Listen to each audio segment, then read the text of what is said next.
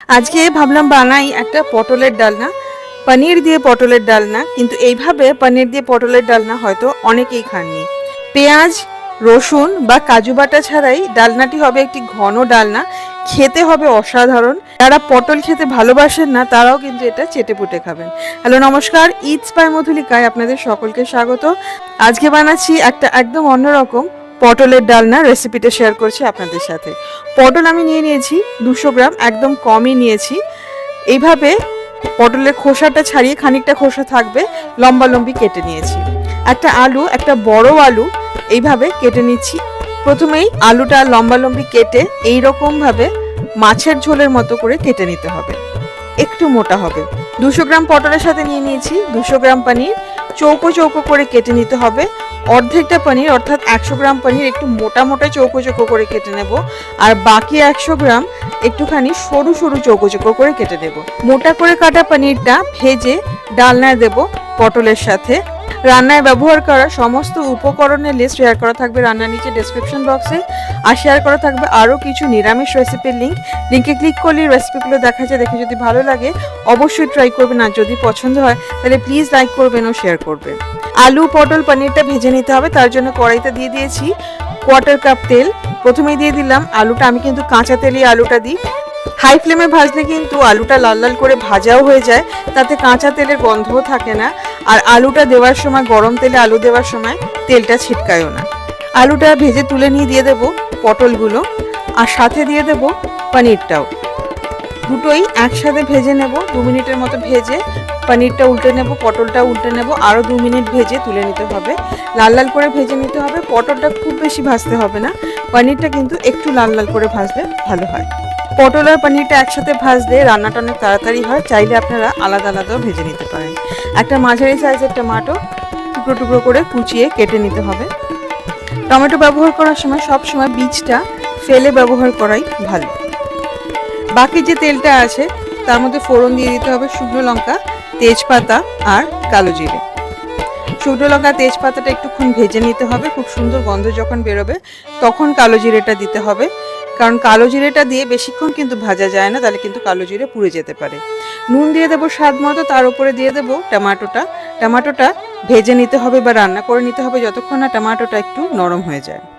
টমেটোটা নরম হয়ে গেলে দিয়ে দিতে হবে এক এক করে মশলা।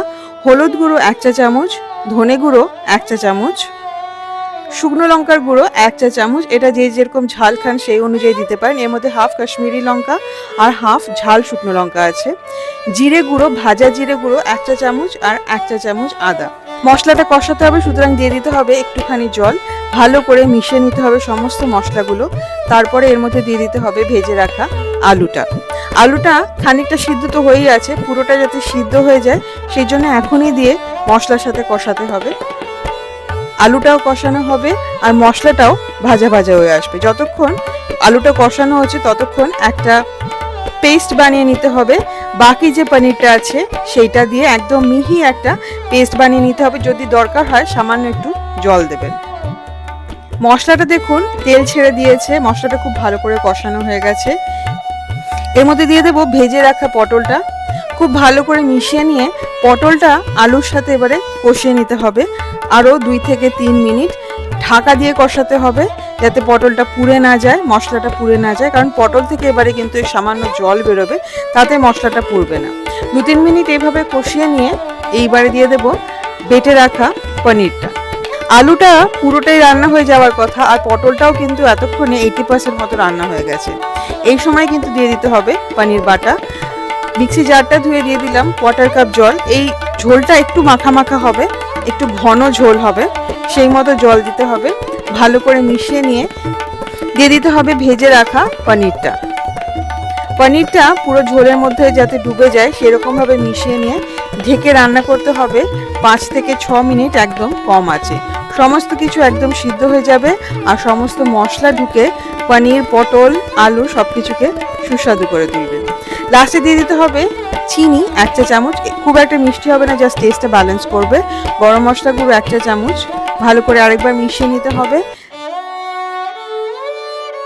লাস্টে দিয়ে দিতে হবে বেশ কয়েকটা কাঁচা লঙ্কা, 4টে থেকে 7টা, আর ঘি 1 চা চামচ ঘি। পুরো রান্নাটা চাইলে ঘিতে করতে পারেন, তবে ঘি না দিলেও এই রান্নাটা কিন্তু এমনিতেই খুব সুস্বাদু হয়।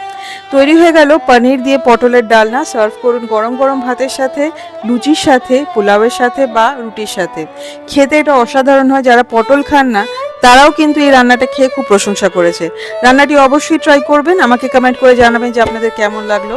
রান্নাটি যদি ভালো লাগে তাহলে প্লিজ লাইক করবেন, শেয়ার করবেন, ইটস বাই মধুলিকা সাবস্ক্রাইব করে আমার পাশে থাকবেন।